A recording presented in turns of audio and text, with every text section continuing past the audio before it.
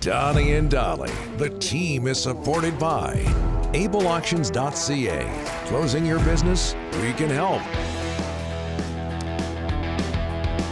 Delaney's okay tire in Langley inbox. Ryan is telling me that it's 50-50. There's some people who are okay with all the Taylor Swift coverage, like myself. And some aren't. Tuesday, and all of our guests today on Donnie and Dolly, including Craig Button, standing by, brought to you by the Bayside Oceanfront Resort. The Bayside Restaurant and Lounge is taking part in the 2024 Dine-A-Bout, serving up a delicious three-course menu for the annual Vancouver Island Food Fest. The menu will be featured from January 17th until February 4th, so right now, and will feature a variety of seafood appetizers, locally sourced entrees, and house-made desserts. Check it out while you enjoy 25% off their best rate when booked through the hotel now until February 29th. Call 250-248-8333 to book today. He's at the Top Prospects game. TSN Scouting Director Craig Button, and he joins us now. Craig, thanks for doing this, sir. How are you? I'm great. I have a couple of things to say here. Every time Travis Kelce makes a catch, I'm watching that game. I'm right after he makes a catch, I go, show us Taylor Swift. Why? I can say this about that because I love Taylor Swift. And you know what? She's cheering for her boyfriend. And it's awesome. I know, Rick, where you stand. Let me tell you this. NFL teams should take a lesson from Taylor Swift because she on her own is a billion-dollar entity. And you know what? Unlike the Cowboys and some of these teams that fade in the second half, Taylor delivers from start to finish in every single one of her concerts. We should be celebrating her, and everybody that's an NFL fan should be celebrating her. Yeah, it's those shots of her are fun. And maybe you guys don't understand fun. Craig, I'm with you. Now, of more importance, have you ever been to Vegreville, Alberta? I have. Oh. Yep, I have been there. Oh, yeah. Oh, for sure. My daughter, my youngest daughter, they had a really good soccer team. They won. They were very successful. They went up there for a tournament.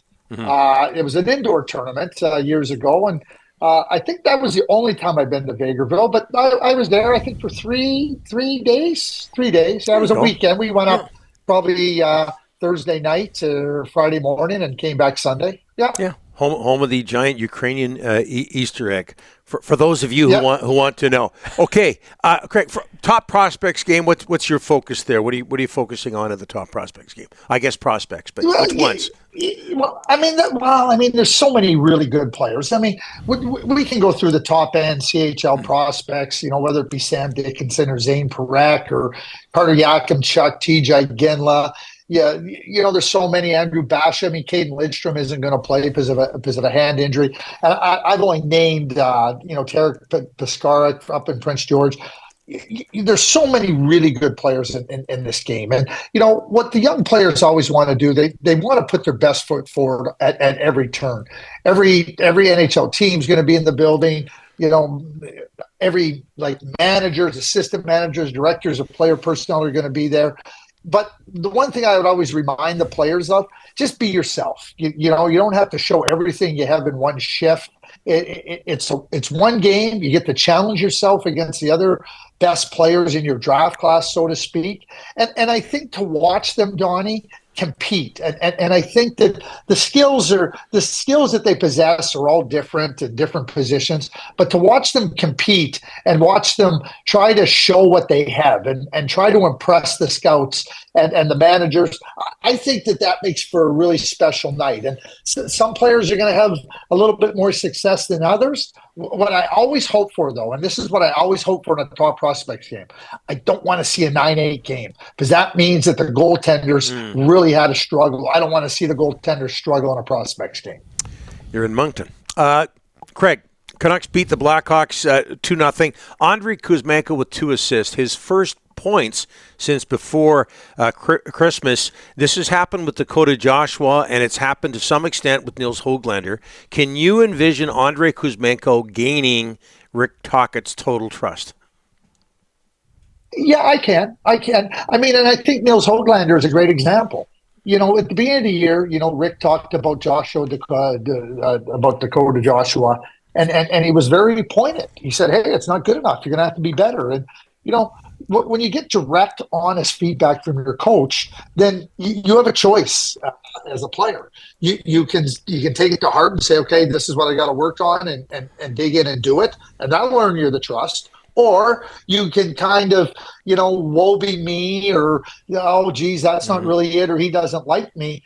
That's not the way to go. And when I was working in the NHL with NHL teams and players, I love this comment. The player would come and say, "Yeah, the coach doesn't like me." I said, "Yep, you're absolutely right. He doesn't like you. So what are we going to do about it?" And it would change the focus of the player. And the focus of the player has to be on what he needs to do to help the team. And I think that's all Rick is trying to impress upon the players.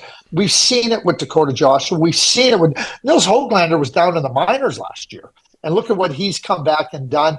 And I think that Kuzmenko, I say that in my belief about Andrei, because Andrei's got a great spirit about him. He's got a great joie de vivre about him. But and we see that he's got some wonderful skills. But there's some areas where he's just got to be better. And I do believe that his attitude and his approach to it will allow him to dig in. And if he does that, he'll get the trust of the coach back. Craig, Corey Perry has ended up in Edmonton with the Oilers. Your thoughts on everything from day one, what happened in Chicago? Now he's a member of the Edmonton Oilers. Well, the day one in Chicago, bottom line is that, there was some issues that Corey, didn't perform up to the standards of the contract. He was terminated. He talked about it in his press conference yesterday. You know what? It was something that allowed him to go and get some help, to do some self-reflection, and now he comes back. And I think he's an excellent addition for the Edmonton Oilers. And on the ice, he's going to contribute in ways that we've watched Corey do it. He doesn't do it at the same high level that we were accustomed to watching him do it with Anaheim for years.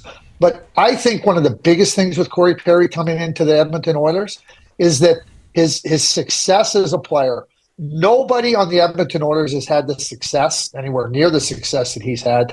Nobody will push back on Corey Perry when he says, this is the way it has to happen. This is the way that we have to approach this. Corey Perry's there to help this team navigate the choppy waters of playoff hockey.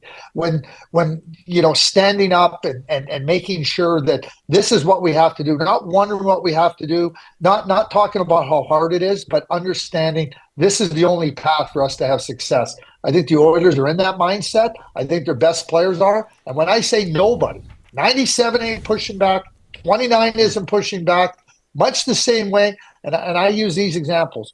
We had Mike Keane and Brian Skrudland. They weren't at the same level when they were with us in Dallas. Trust me, Brett Hull didn't push back on those guys. He had no room to push back because they just told him, Holly, you don't know, and this is what it takes. I think that's what Corey Perry delivers to the Edmonton Oilers.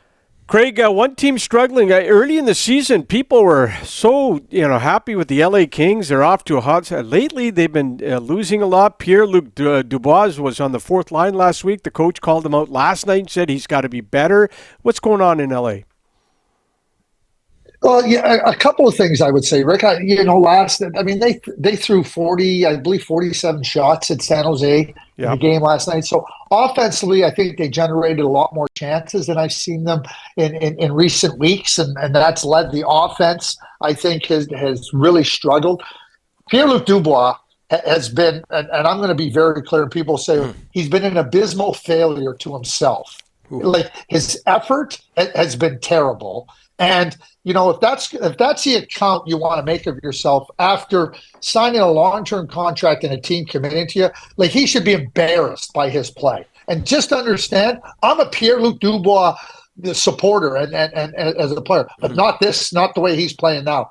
Kevin Fiala is another one, just not playing very well. And so now you have Victor Arvidsson who's been hurt, and now you're struggling for offense. I just named two guys for sure that are in the lineup that can contribute offensively, and they didn't. Pierre-Luc, I just talked about him. Kevin hasn't been dangerous for a while, and you can't go into games and into stretches, dipping a toe in the water. You're either in it to have success, or you're going to fall on the outside on the margins, and you're hoping for success. That's what I see with the LA Kings right now. I don't think defensively they've had a problem. but offensively and key players have not been performing to their abilities. And quickly, if you don't mind, Craig, I know you had a few things to say about this on the weekend. What can Patrick Waugh do for the New York Islanders? Oh, well, yeah, you don't have to listen to me. Just listen to what some of the players said when Patrick Waugh walked in there and just all the success he's had. Patrick Waugh is an excellent coach. And we all know what happened when he left Colorado in 2016. I was critical of Patrick in 2016. But in that period of time since, Patrick really took the opportunity to say, wait a sec, like, I love hockey. I know I can coach. His record in Colorado showed that. But the way that he dealt with things and how to deal with things and others, he really learned. He's no less fiery. He's more measured. He's uncompromising in terms of, like, we're going to set the bar here and we're going to make sure we do it. He's very clear. And I watched him in Quebec. And young players went in there at 16. He nurtured them. He helped them grow individually, and he helped the team collectively grow. After watching him the last number of years, spending time with Patrick, I had no doubt after they won the Memorial Cup last year that he could return to the NHL and help a team be successful. Lou jumped on it. I think there's going to be some teams that are going to be bemoaning not having Patrick Waugh. All you have to do, they were chanting his name. They were chanting his name at Nassau Coliseum the other night. The Islanders fans are knowledgeable. They know Patrick will do a good job. Are they a Stanley Cup contender this year, Donnie? No. But I think that having him behind the bench, building the organization, and they have some good players. I think Patrick will help them be successful and find themselves in contending form in the years to come. Enjoy Moncton. Thanks for this, Craig. Thank you. Have a great day. Taylor Swift, love story. Oh, my goodness. Craig Button in Moncton taking my side.